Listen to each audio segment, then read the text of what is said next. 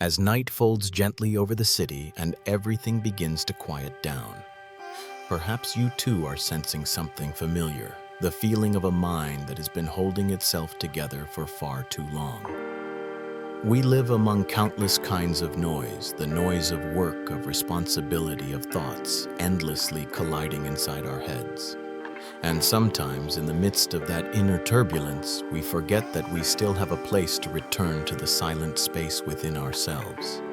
Tonight, I want to invite you into a different kind of journey, one where philosophy, science, and the greatest mysteries of the universe are no longer abstract concepts, but soft melodies that cradle you towards sleep. Because sometimes, as Carl Sagan once whispered, somewhere something incredible is waiting to be known. Perhaps you are tired of the stories that repeat themselves day after day. But here, you don't need to understand everything, nor do you need to remember it. All you need is to let your mind loosen its grip. Every mystery in this video, from dark matter to life to consciousness to the quiet depths of the quantum world, doesn't arrive to burden you, but to remind you that the universe is far larger than the worries you're carrying. Imagine yourself sitting in a dim room with only a soft light spilling through the window, and you hear this warm, steady voice guiding you through the deepest layers of reality. Questions that once bewildered humanity now become gentler, lighter, drifting softly like clouds across a night sky. Because the true meaning of scientific mysteries doesn't lie in the answers, it lies in that small, peaceful, wondrous feeling when we gaze into the universe and realize we are only a tiny part of it. A tiny part, yet still enough to sense, to reflect, to dream. So let me stay with you a while. We will move slowly, ever so slowly. Each mystery will open like a long, calm breath, light, deep, and unhurried. And when the journey ends, you may discover that what you have been searching for all this time is not in the distant stars, but in the quiet that has been waiting for you just ahead. When we close the door on a long day and let the lights fade softly across silent walls, perhaps you begin to sense something small yet deeply real in the hurried rhythms of modern life. Our minds have grown accustomed to carrying too many thoughts, too many worries, too many unnamed questions. We are tired not only because of work or responsibility, but because of the empty spaces inside us that have not yet been spoken for the questions we sometimes fear turning toward. Tonight, I want to invite you into another kind of journey. A journey that does not ask you to understand everything, does not require you to remember anything, and demands no burden from you at all. We simply slow down, breathe more gently, and allow the mysteries of the universe to unfold soft as a whisper. For as Soren Kierkegaard once wrote in The Concept of Anxiety, anxiety is the dizziness of freedom. And sometimes the universe itself, with all its unknowable vastness, becomes the mirror that shows us our fragility and our freedom. When you look up at the night sky, those tiny stars, those radiant galaxies, are only 5% of the entire universe. The remaining 95%, everything that determines the motion of the cosmos, is made of things we have never seen. Dark matter, dark energy, invisible forces holding the fate of all galaxies in their grasp. Science has tried to name them, measure them, chase their traces in underground laboratories and massive particle colliders. Yet in the end, all we have are fragments of clues. We know dark matter binds galaxies together like an unseen hand. We know dark energy does the opposite, pushing everything apart, driving the universe to expand faster, farther, colder. Two opposing forces coexisting and interwoven, shaping a vast cosmos as light and darkness do within the human soul. Carl Jung once wrote in Ion, "One does not become enlightened by imagining figures of light, but by making the darkness conscious." Perhaps the universe is the same. Perhaps what we cannot see is what truly defines existence. And as you slowly relax into the darkness of your room, maybe the invisible dark beyond the window is whispering something about your own nature. The universe began in a brilliant instant, the Big Bang. But how will it end? Perhaps in a big freeze where every star fades like cooling embers and all light dissolves into absolute night. Perhaps in a big crunch where space collapses back into its origin. Or a big rip where even atoms are torn apart by relentless expansion. The future of the cosmos narrows into three images: cold collapse or dissolution. And yet each vision carries a strange beauty, the beauty of completion, the beauty of a journey billions of years long, returning to perfect stillness. Nietzsche once said in Thus Spoke Zarathustra, "All things are in flux. Everything will drift. The universe will drift. And the worries you carry tonight will drift too. If gravity were slightly stronger, stars would burn their fuel too quickly. If the electron's charge differed by just doimos or 1%, atoms might not exist. If the speed of light changed, the structure of reality would unravel. These values, the fundamental constants, seem tuned with impossible precision to allow life to appear. And so a question opens like a door left slightly ajar. Is this all a coincidence, or does the universe carry a subtlety beyond language Albert Einstein once wrote in Letters to Solovine? The most incomprehensible thing about the universe is that it is comprehensible. In the stillness of night, when we look into these numbers, we are also looking into the miracle of existence, a fragile balance between the finite and the infinite. Perhaps the universe is finite yet without edges like the surface of a sphere. Perhaps it is infinite, stretching outward without end. Or perhaps our universe is just one bubble floating in an endless ocean of other universes. The idea of the multiverse was once science fiction, yet today it is considered seriously by quantum physicists and cosmologists. What makes this idea beautiful is not the thought of countless parallel worlds, but the reminder it gives us. We are small, and yet we are held within a network of being far greater than anything we can imagine. Marcus Aurelius wrote in Meditations, "Dwell on the beauty of life. Watch the stars and see yourself running with them." Perhaps when we gaze at the night sky, we are not merely seeing starlight, but glimpsing our own reflection moving through the infinite. In the earliest moments after the Big Bang, matter and antimatter were created in equal amounts. They should have annihilated each other completely. The universe should have been empty. No stars, no planets, no you, no me. Yet for some mysterious reason, a tiny fraction of matter survived that cosmic destruction. A small error in the symmetry of existence. A slight imbalance, so slight, yet enough to create everything. Enough to create life. Enough to create consciousness. Enough to create this moment tonight as you listen to each word drifting gently by. As the writer Mary Oliver whispered in Upstream, attention is the beginning of devotion. And perhaps our existence from a cosmic point of view is itself a small miracle of attention, a quiet grace of fate.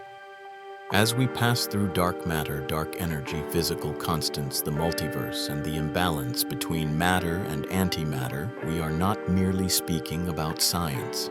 We are speaking about the essence of being human, about fragility, about wonder, about finding beauty in the unknown. For the universe is immense, and human beings are so small we seem to dissolve into the infinite. And yet within that smallness, we find something profoundly peaceful. We do not need to understand everything to belong here. We only need to exist, to breathe, to feel the softness of the night and the vastness that holds us. As physicist Richard Feynman said in the Feynman Lectures, "I think I can safely say that nobody understands quantum mechanics. If even the brightest minds cannot grasp the universe, then you may gently allow yourself to relax. No need to answer everything, no need to know, no need to explain. You only need to let your mind drift like a small speck of dust floating through the Milky Way. Quiet, soft, at peace." As the first part of our journey comes to a close after we've walked through the invisible shadows of dark matter, the open doors of the multiverse and the delicate edges of cosmic existence, perhaps a very faint echo is lingering within you. A feeling that the universe with all its unknowns is not merely something to marvel at. but also a mirror reflecting you back to yourself. And then as we slowly step into the next part, the greatest question begins to emerge in a universe so vast it defies imagination. How did life, small, fragile, begin? This is the moment when we move from the immensity of the cosmos back to the intricacy of a drop of water, a single cell, a breath, and your own body resting quietly tonight. If the universe has dark matter, a hidden realm we cannot see yet, shapes everything, then human life possesses a similar darkness sleep. We spend 1/3 of our lives in this state, a state where consciousness retreats, control loosens, and the mind enters territories that science still does not have names for. Why must we sleep? Why do dreams exist? Why do moments of déjà vu make us feel as if we've lived another fragment of life before Freud called dreams the royal road to the unconscious in the interpretation of dreams, the royal path leading inward? And yet he also admitted the unconscious is too vast, too deep, too intricate for dreams to reveal more than a few drifting wisps on the surface. Sleep, in a way, allows life to be reborn each night. We step away from the noise of the day and return to the most primal place within the mind. You may close your eyes for a moment now. Feel the breath moving through your body and realize that even though science cannot explain the full mechanism of dreaming, you are living inside that miracle every night. Perhaps mystery is not the problem. Perhaps mystery is what makes life gentle. One of humanity's greatest fears is aging. Skin wrinkles. Memories fade, the body weakens as though life can no longer hold its original flame. But aging is not merely a tragedy. It is a secret of evolution, one whose pages science has not yet fully read. Why must living beings grow old? Why do cells stop dividing? Why does time carve its marks into life? Some theories suggest aging is the price we pay to avoid cancer, to prevent cells from dividing endlessly. The body must accept limits. Other scientists believe aging is just a byproduct of nature, not a purposeful design. But if we grow still for a moment, we may feel what Alan Watts once said in The Wisdom of Insecurity. The meaning of life is just to be alive. Perhaps life does not need to last forever. Perhaps its value lies in the flow itself, being born, growing, changing, and then dissolving back into the whole. Like a flash of light crossing the night sky, brief yet breathtaking. Before you, me, or any creature existed, Earth was nothing more than a blazing sphere of barren rock. So what happened? What transformed inorganic molecules into the first living cell? Did life begin in the deep sea, in lightning storms, or somewhere far beyond Earth? Science has simulated early Earth conditions, producing amino acids, lipids, even self-replicating structures, but no one has ever recreated life.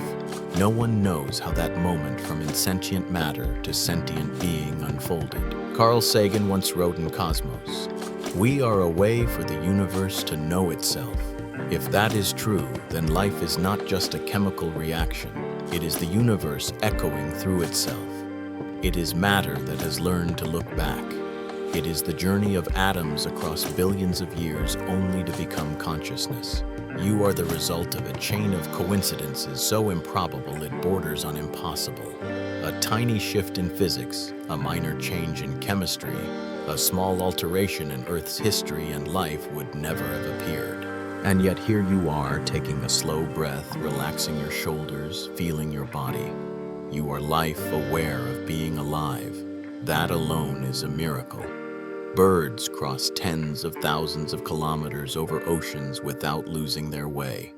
Salmon swim upstream to the exact stream where they were born.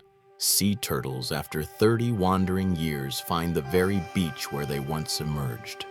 No maps, no GPS, no signals. So what guides them? Some scientists believe they see Earth's magnetic field. Some believe they recognize the chemical scent of water. Others think they carry an innate map no one has deciphered. But perhaps, as Nietzsche wrote in On the Genealogy of Morality, there is more wisdom in your body than in your deepest philosophy. The body of life knows more than the human intellect ever has. Some knowledge does not live in the brain, but in every cell, every instinct, every heartbeat. Within you too are such migrations, movements of emotion, currents of memory, wordless impulses leading you from one place to another within your inner world. Yeti crabs with fur that farms bacteria in the deep sea, zombie worms that live by consuming the bones of dead whales, creatures that thrive at 400 degrees C or bacteria that endure radiation thousands of times stronger than what humans can bear. Life is not just diverse, it is stubborn, it is defiant. It finds a way to persist in conditions that seem impossible. And somehow, that brings us comfort. Because if life can emerge in the harshest places, then in your own life too, in the most difficult moments, life will always find a narrow path through which it can continue. Mary Oliver once wrote in Devotions, "You only have to let the soft animal of your body love what it loves." Perhaps life is simpler than we think. Perhaps it does not always need grand meaning. Sometimes it only needs the body to breathe, the heart to soften, and the mind to permit itself to be fragile. When we looked into the mysteries of the universe earlier, we learned that the cosmos is so vast we are like dust. But when we look into life, we understand that this dust knows how to love, think, remember, and dream. If the universe teaches us how small we are, then life reminds us how important we are. Important in our own way, our own rhythm, our own journey. The universe gives us vastness. Life gives us warmth. And as you lie here tonight in the quiet breath of your room within the steady heartbeat of your own body, you are standing between these two truths, the vastness of the cosmos and the fragility of life. And in that meeting point, meaning begins to flicker, small, soft, yet enough to soothe you into a long and peaceful sleep. As we leave behind the mysteries of life, those miraculous migration routes, those quiet dreams, and those first cells that began to whisper the story of existence, we start to recognize something very familiar. The deeper we go into life, the closer we come to ourselves. If the universe is the question of everything outside of us, and life is the question of what makes us exist, then the mind is the question of who we are while we are existing. Tonight, as the space around you slowly sinks into stillness as each of your breaths becomes slower, softer, perhaps this is the perfect moment for us to step into the next mystery, one that does not lie beyond the universe but rests just behind your closed eyes. There may be no question as sacred and as elusive as this. What is consciousness? Is it only a byproduct of brain activity, or is it a fundamental ingredient of the universe like space or time? Neuroscientists can point to the regions that process vision, the circuits where emotions are triggered, the places where memories are stored. But no one can point to a single spot and say, "Here, this is where consciousness lives." Philosopher David Chalmers calls this the hard problem of consciousness, the question science still has no real language to answer. Some physicists believe consciousness is an emergent phenomenon arising from the brain's complexity. Others, like mathematician Roger Penrose in The Emperor's New Mind, suspect that consciousness may arise from quantum structures within neurons themselves. And then there are gentler ideas closer to poetry than to science that consciousness is the universe's ability to see itself through your eyes. Carl Sagan once wrote in Cosmos, "We are a way for the universe to know itself." Right now, as you listen to these slow drifting words, the universe is looking into itself through your inner experience. Perhaps consciousness is not something that needs to be defined. Perhaps it only needs to be lived. You are living it right now. Sometimes we walk into a room we've never been in before and suddenly feel as though we've stood in that exact spot long ago. That moment, brief yet heavy, leaves us unsettled. Is it a glitch in memory, a delay in how signals travel through the brain, or a soft brush against another version of ourselves in a parallel reality? Science suggests déjà vu may arise when the brain confuses the present with a memory. But that feeling, the feeling of "I have been here before," is often too deep, too clear, too real to be dismissed as a simple malfunction. In The Gay Science, Nietzsche writes a famous line, "Perhaps we are strangers to ourselves."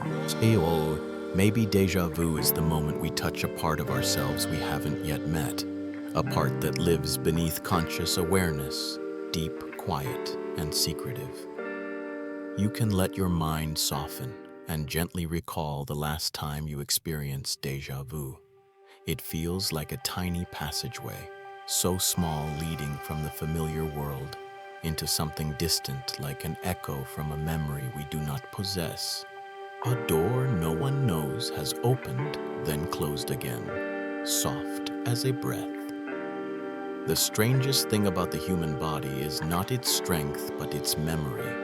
People who lose an arm can still feel itching in fingers that are no longer there. Those who lose a leg still feel pain in what has ceased to exist. Why does the brain create sensation for what is gone? Some scientists explain that the neural map of the body remains after the limb is lost. Others believe the brain is trying to fill in an empty space. But for the one who feels it, the sensation is as real as if that part of the body were still alive. Phantom pain is not just a story of the body.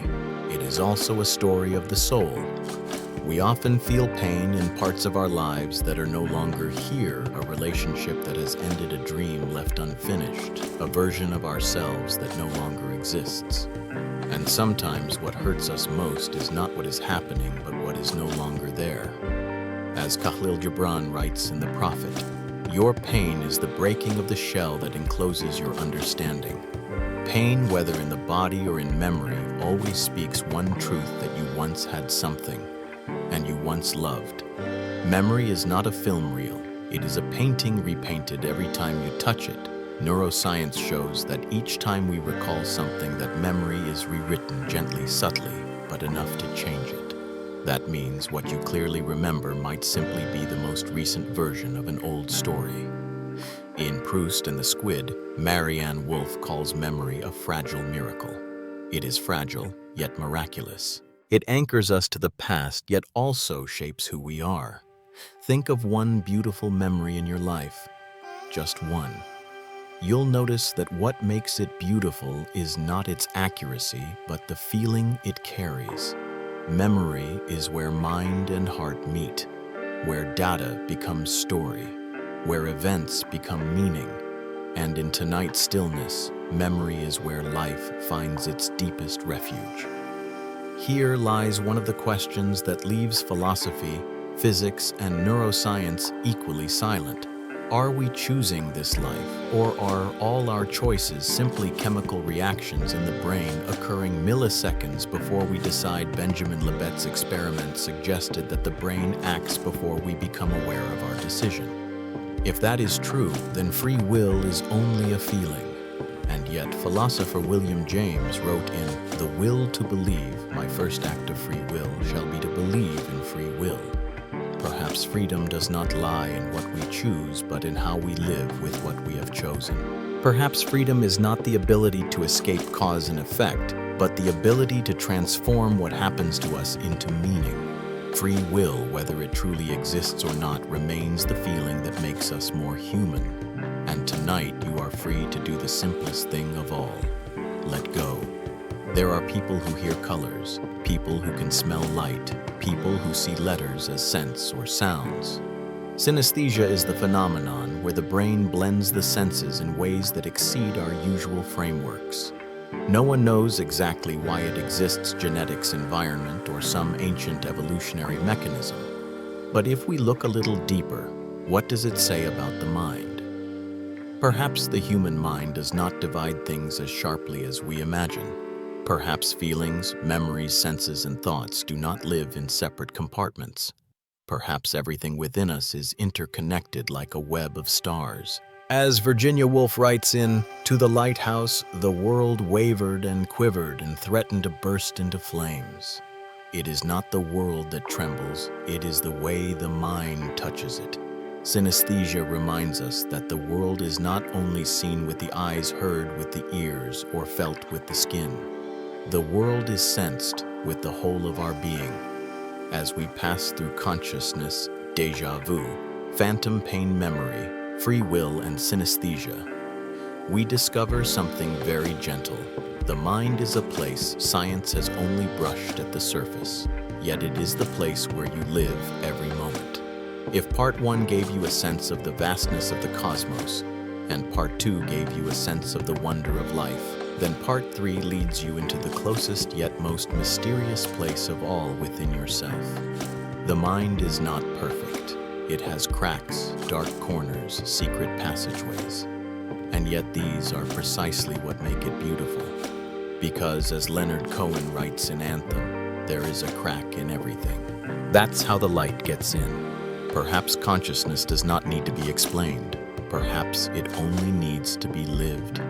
And tonight, as you loosen your shoulders, gently close your eyes and let your breath grow deeper, you are stepping into the most mysterious place in the entire universe, your own mind. As we finish our journey through the mind, where déjà vu made certain moments shimmer, where memory was rewritten every time we recalled it, where free will brushed against the hazy border between science and emotion, we begin to realize something very familiar. Some mysteries do not lie out there, but deep inside our very experience of reality. And then a larger question quietly appears like an underground current. What is the reality we are living in really? If the mind can deceive itself, if the brain can generate pain for a part of the body that no longer exists, if consciousness cannot be fully explained, then perhaps what we call reality is not as simple as we once believed. And this is where we step into the next realm, physics and quantum theory, a place where the world as we know it no longer holds, where intuition becomes useless, where paradoxes turn out to be the deepest truths of the universe. So take a slow breath and let each story about reality open like a dim light slipping through a crack in the door. Gravity, the pull of the universe, and the silence of the microscopic world. On large scales, gravity writes the architecture of the cosmos. It holds planets in orbit, forms galaxies, bends, light shapes time. But when we shrink the world down to the size of electrons or photons, gravity disappears. It no longer obeys the rules Einstein described in general relativity. The two greatest pillars of modern physics, quantum mechanics and relativity, cannot stand together in a single equation. One describes the large-scale universe, the other describes the very small. But they refuse to merge. Stephen Hawking once said in A Brief History of Time, "The greatest enemy of knowledge is not ignorance, it is the illusion of knowledge." Gravity reminds us that what we think we clearly understand is really just a tiny fragment of a much larger whole. Just like our own lives, sometimes what feels absolutely certain is not the final truth at all. The measurement problem. When looking changes reality. In the quantum world, particles do not have fixed positions. An electron is not here or there. It exists in superposition, many states at once. But when we measure it, when we observe it, it chooses one state. Why, no one knows. No one has ever seen that process unfold. We only see the end result, the particle collapsing into a single definite position. Many physicists believe it is the observer's consciousness that causes this to happen. Others believe that countless versions of the universe are created every time a particle decides. In the Tao of Physics, Fritjof Capra writes, "The observer cannot be separated from the observed." Perhaps life is the same. What we see is not pure truth, but truth shaped by the way we see. Entropy and the arrow of time. Why does time only move forward? Imagine a glass falling and shattering on the floor. We never see the shards leap back up and reassemble into a perfect glass. Why? Because entropy. The measure of disorder always increases. Even though the equations of physics allow time to run backward, the real world never does. If the universe is governed by entropy, then the flow of time is the slow whisper of things falling apart. In The Arrow of Time, Eddington writes, "Time is what prevents everything from happening at once." In our own lives, we also feel the arrow of time, a youth that never returns, a moment that cannot be repeated, a person changing with every breath. And that is what makes time precious. Not because it is long or short, but because it only moves in one direction. Quantum entanglement, when two particles at opposite ends of the universe share one breath. Einstein once called this phenomenon spooky action at a distance in a letter. He did not believe it could be real, but it is. And it is. Two particles can be separated by billions of light years. Whichever way one spins, the other aligns instantly. No light, no signal, no delay. At its deepest level, the universe seems unbound by space and time.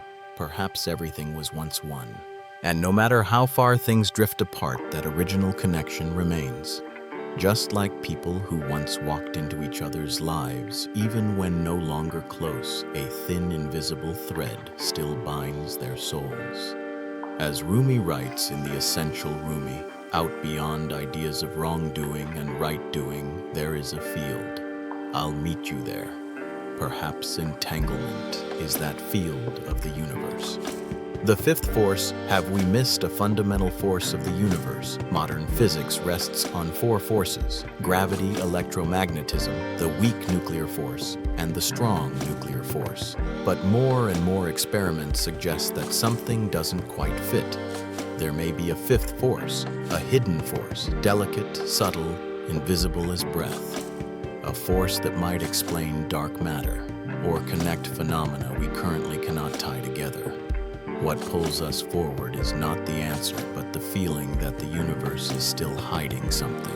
Just like each person, there are always parts we haven't yet understood, even after a lifetime living with ourselves. 0-point energy in the void. In what appears to be empty space, there is always energy. Even perfect vacuum is not truly empty. Virtual particles appear and vanish like ripples across a night lake. If we could harness 0-point energy, it could in theory provide infinite energy for humanity. But the beauty of this idea does not lie in technology. It lies in philosophy, that even in the emptiest emptiness, there is a subtle kind of life. Just like the human heart, even in its most exhausted moments, there is still something very small, very light, quietly holding us together. The nature of space, not empty, but always in vibration. When you look up and see the dark stretches between the stars, don't assume that is nothing. Even space itself is not truly empty. It is like a fabric woven from constant fluctuations of quantum fields. Reality is not still. It vibrates, it lives, it changes every tiny fraction of a second. In The Fabric of the Cosmos, Brian Greene writes, "Space is not empty. It's a seething, energetic brew. Perhaps the universe is like an ocean, and we are merely floating on its surface, unable to see the deep currents moving beneath." The holographic universe, when the three-dimensional world is only an illusion. One of the most shocking ideas in physics, the three-dimensional universe might be just a projection of two-dimensional information on the boundary of space-time, like a 3D movie on a flat cinema screen, like a 3D video game that actually lives on a flat chip. If this is true, then everything we see, mountains, oceans, time, memory, the body, the past, is all an interpretation within the mind. But that does not make the world less real. It simply makes us more aware that what we experience is what we are. As Plato writes in The Republic, we can easily forgive a child who is afraid of the dark. The real tragedy of life is when men are afraid of the light. If the world is a veil, then our light is the awareness with which we see through it. Closing moment, when physics becomes meditation. As we walk through the mysteries of quantum physics, you may feel as though you've wandered very far away into a place where all familiar laws dissolve like mist. And yet, paradoxically, the further we go, the closer we return to ourselves. Gravity tells us that connection always has limits. The measurement problem reminds us that looking is itself an act of creation. Entropy says that everything changes.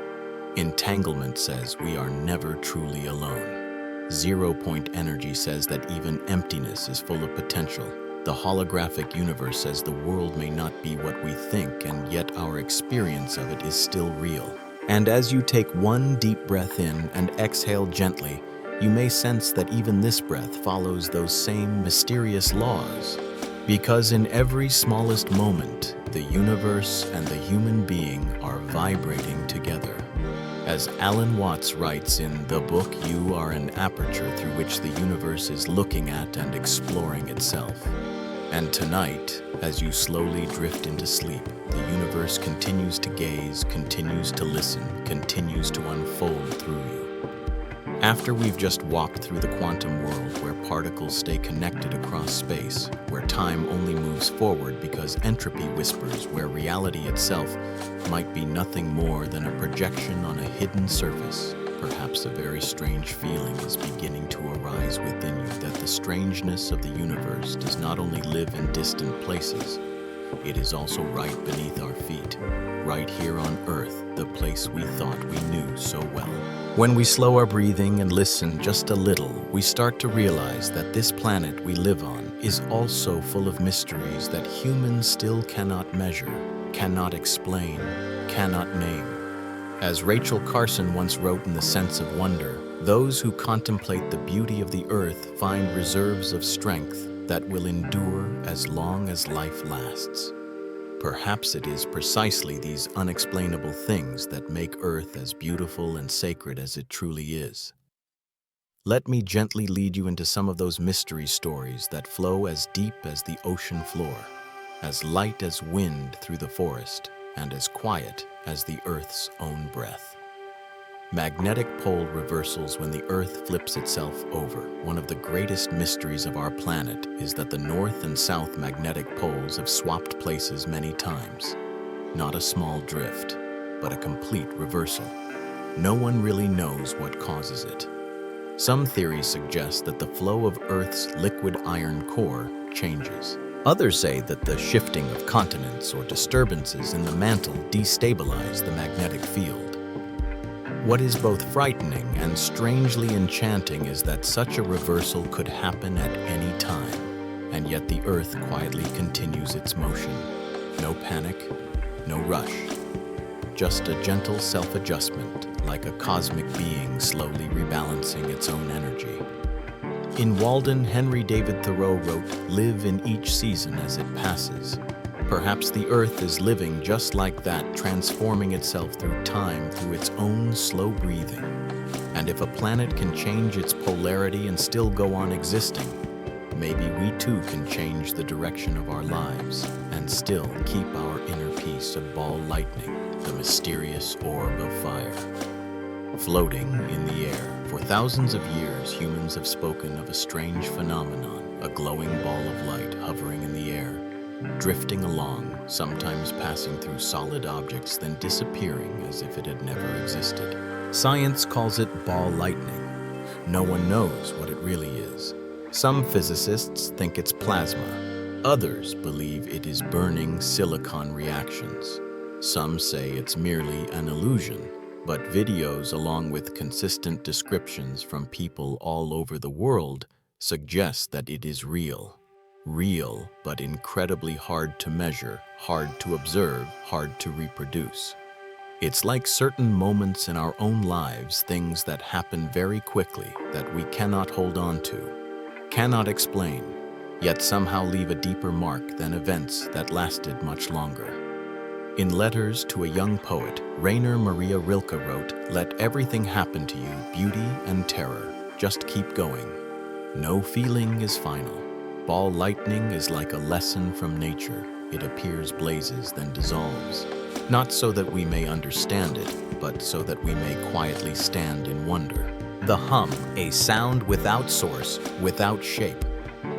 There are places in the world, from England and Canada to New Mexico, where people hear a constant low hum like the murmur of huge machines deep beneath the ground. It does not come from anywhere.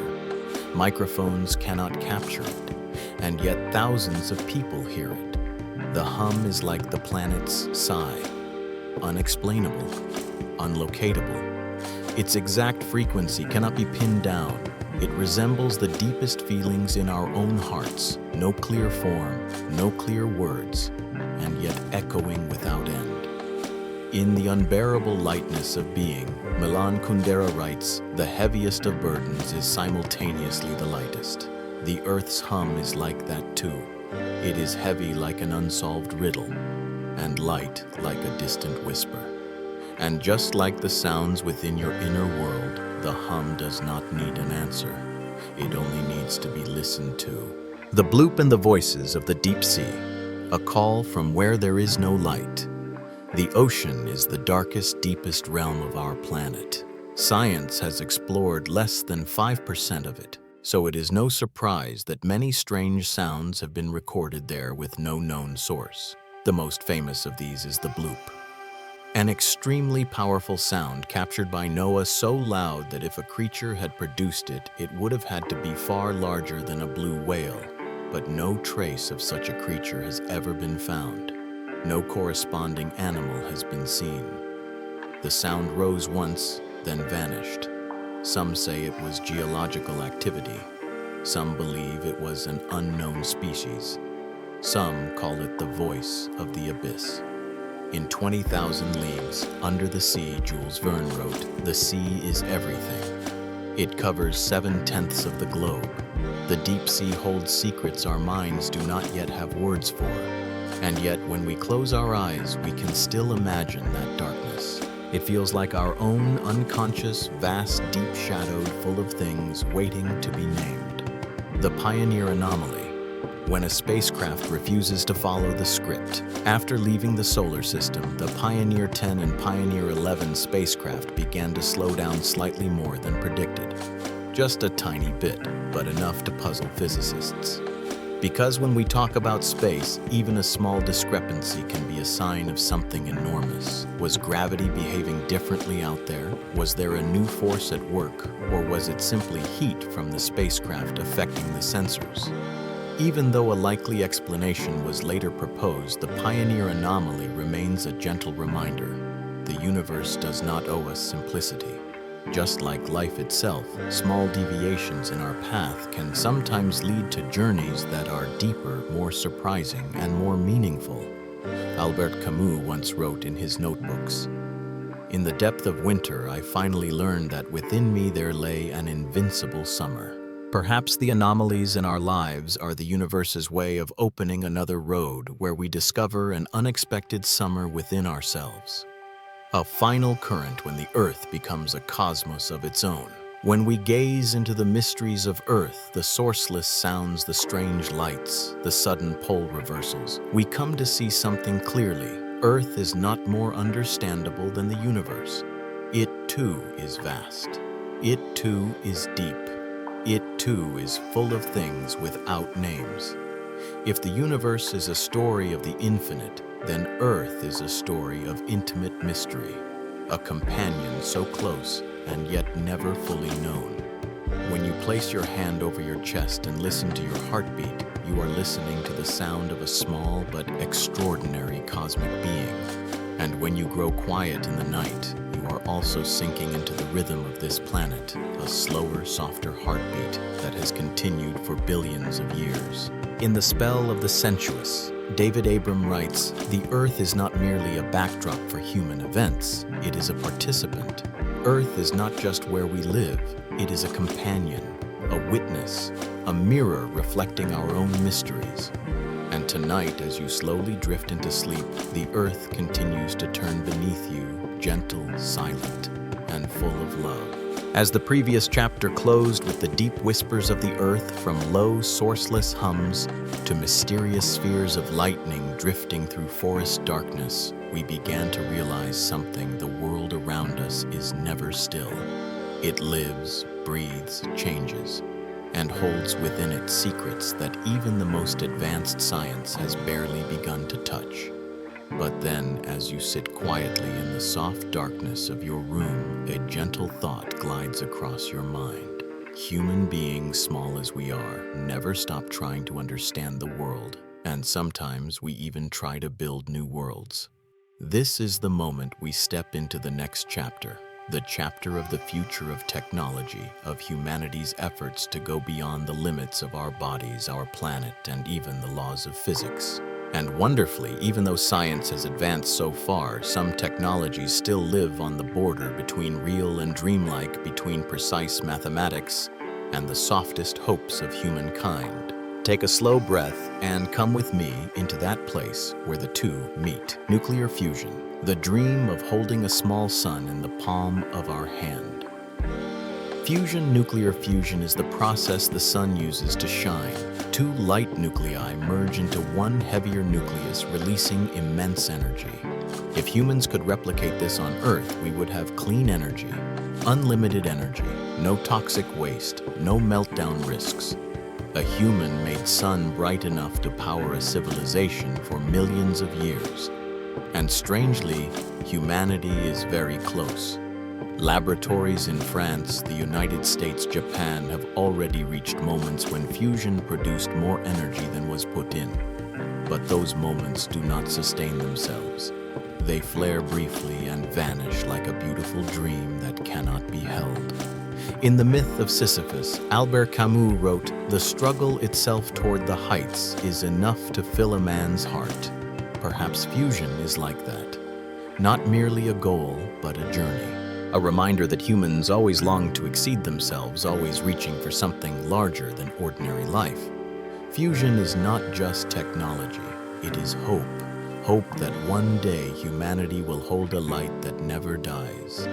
And tonight, as you relax your body and feel your breath slow down, you are living in an age when the dream of touching the sun is no longer science fiction. Warp drive. When space becomes an ocean to glide through. The idea of a warp drive originates from Einstein's general relativity. Space can be curved, stretched, compressed. Mexican physicist Miguel Alcubierre mathematically showed that if we compress space in front of a spacecraft and stretch the space behind it, the craft could move faster than light without breaking the laws of the universe. So what's missing? A substance called negative energy, something science doesn't know how to create, store, or control, like a ship that longs to move faster than the ocean waves, but hasn't yet found the wind that can fill its sails. Still, the idea is so beautiful that it makes the heart tremble lightly, because it allows us to imagine reaching Proxima Centauri in a few hours, wandering between stars like taking an evening stroll, stepping beyond every boundary that holds humanity in place. Carl Sagan once wrote in Contact for Small Creatures Such as We, "The vastness is bearable only through love." Warp drive is the scientific version of that love, an attempt to bring the human heart closer to the stars. Sometimes we don't need to know whether such technology will ever become real.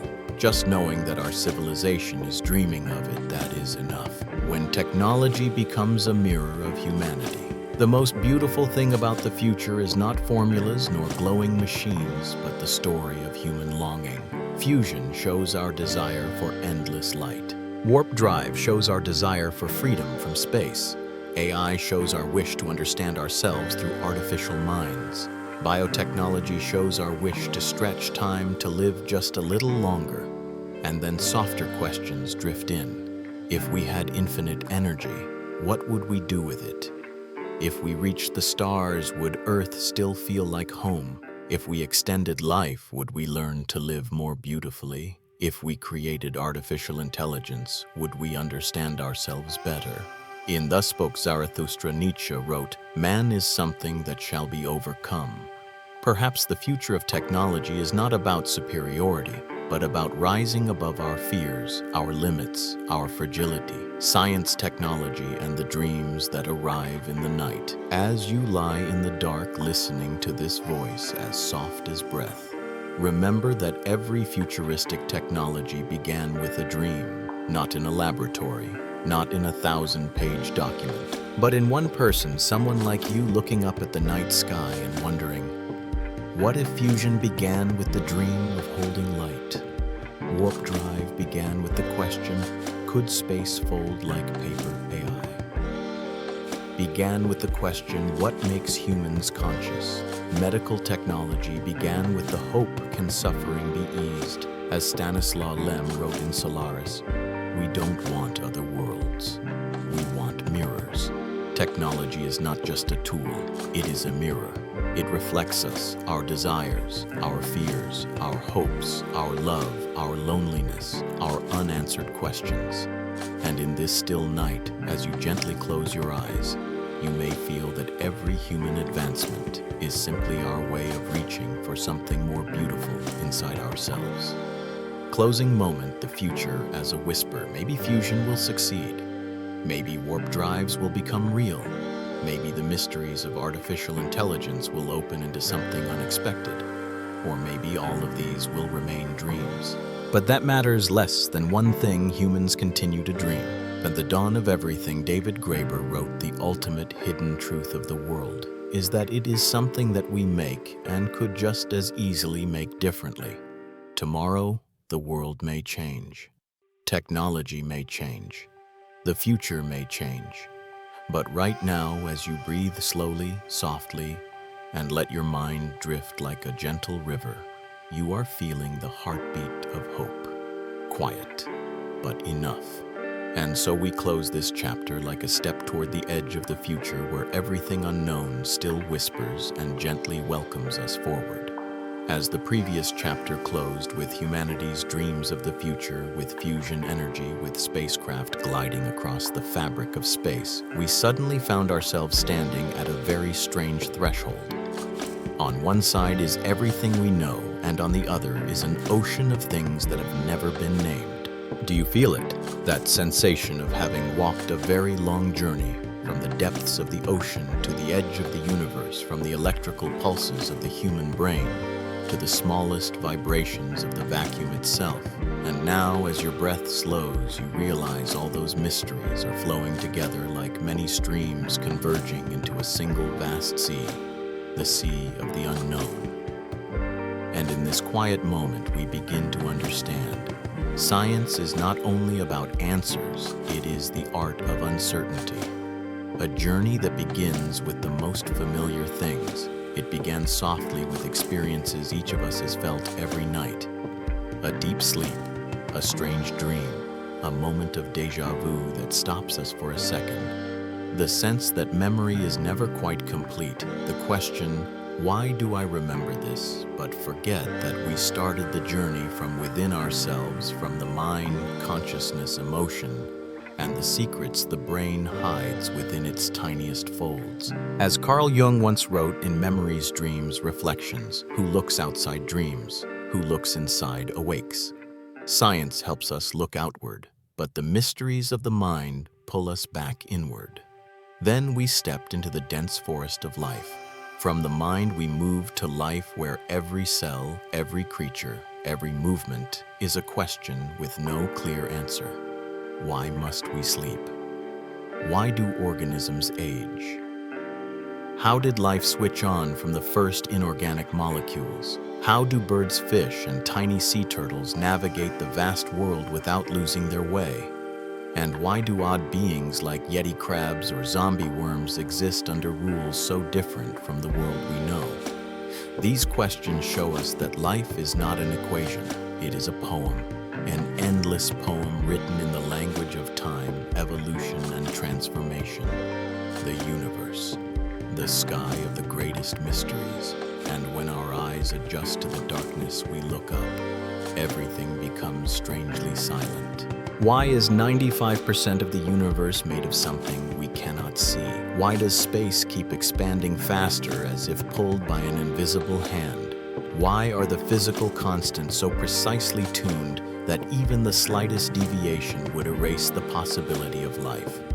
Beyond the part of the universe we can observe what lies there, an infinite darkness, or countless other universes quietly unfolding alongside ours. Sometimes the universe feels like a question that can never be fully written, and humanity small within the 93 billion light-year expanse keeps searching for an answer. Nietzsche once wrote in The Gay Science, "We are unknown to ourselves. The universe is a vast mirror reflecting us. The more we look at it, the more we recognize our own unknowing." And then we reached quantum physics, the deepest layer of reality. There all intuition breaks apart. Particles choose a state only when observed. Time may not flow in a single direction. Two particles can be connected across billions of light years. Empty space is never truly empty, it always vibrates. Reality itself may be a coded two-dimensional surface. Facing the quantum world feels like walking across a lake whose surface ripples with each step, and those very ripples decide how we see reality. Richard Feynman once said, "If you think you understand quantum mechanics, you don't understand quantum mechanics." This is not pessimism. It is a reminder some truths can only be approached with humility. And from there, we return to Earth, where mysteries still move quietly. Earth seems familiar, but in truth, it remains a deeply mysterious friend. Magnetic poles flipping lightning spheres, drifting through walls, the low hum that keeps people awake, immense sounds rising from the ocean floor, and spacecraft drifting off trajectory despite perfect calculations. These moments remind us even the world closest to us is far from fully understood. And finally, future technology. The doors opening ahead. Fusion warp drives, AI, negative energy, the quantum vacuum. All of them are like small candles flickering in the vast darkness of the unknown. They may not be perfect. They may fail. But as Arthur C. Clarke wrote in Profiles of the Future, any sufficiently advanced technology is indistinguishable from magic. Science, after all, is the way humans create magic through logic, patience, and belief. The end of this journey is a circle. After traveling through the mind, life, the ocean, the earth, the universe, the quantum realm, and future technology, we return to ourselves, gently, slowly, and a little more deeply. Because all these mysteries, from the vastest to the smallest, lead us back to one simple truth. Humanity knows much, but the unknown is far larger than everything we have ever understood. And beautifully, it is the very presence of those dark spaces that keeps science alive, keeps curiosity alive, keeps us moving, questioning, reaching forward. As Bertrand Russell wrote in A History of Western Philosophy, philosophy is to be studied not for the sake of any definite answers, but for the sake of the questions themselves. And as you softly close your eyes, perhaps you can feel that all these questions, from last night's dreams to the expansion of the universe, are echoing peacefully within your mind. Not asking for answers, not urging anything, just glowing like tiny points of light in the night. And you only need to breathe slowly and let them drift through you like quiet stars falling onto the still lake of your soul. And now, as this long journey drifts into stillness, as each mystery of the universe, of life, of the mind, and of humanity's future has brushed against you like soft waves gliding over a quiet shore, perhaps what remains is not knowledge, nor numbers or hypotheses. What remains is only a very light feeling, a feeling that in this vast, boundless universe, you still have a place to return to your own breath. Throughout this journey, we have passed through questions without answers, through dark regions untouched by science, through the deep layers of consciousness that even the greatest thinkers have only skimmed across. And yet, instead of unsettling us, these mysteries opened a spacious field inside the mind, a space where you can set down all the worries, the burdens, the noise of daily life. Because sometimes, as Thich Nhat Hanh wrote, the present moment is filled with joy and happiness. If you are attentive, you will see it. And when we look into the mysteries of the universe, we do not only see the vastness of space, we also see the vastness within ourselves, a vastness we often forget amid the rush of life. You see, even though we have walked through questions about dark energy, about sleep, about consciousness, about quantum reality, about life, about the death of the universe, about the future of technology, we have returned to a single point, a very small point, a very simple one, a very human one. We return to this moment, the moment you are lying there breathing evenly, your eyelids growing heavy, your mind settling, and you realize that you do not need to understand everything to feel peaceful. You do not need answers to every mystery to feel that you belong in this universe. Sometimes not knowing is the most beautiful thing of all. It reminds us to be humble. It reminds us to stay curious. It reminds us to move slowly, and it gives us permission to rest. Let the night wrap around you like a soft blanket. Let each thought dissolve like small specks of stardust falling onto a still lake. Let every question gently close itself, like doors quietly shutting at the end of a long day. And you let yourself sink down, slowly, very slowly, because the universe is still moving, still expanding, still holding you within it. Whether you are awake or asleep, anxious or calm, you were never truly lost. So I wish you a deep, restful sleep. A sleep like a small doorway into another universe where everything is gentle, everything is slow, everything is soft. And when you awaken tomorrow morning, perhaps you will carry with you a small glimmer from this journey, something that cannot be named, but enough to warm your heart just a little more. Sleep well, dream beautifully, and keep a small corner of your heart open for wonder. For even though we know so much, the unknown will always be larger, and that is what makes life worth living. Sleep now, the universe is watching over your dreams.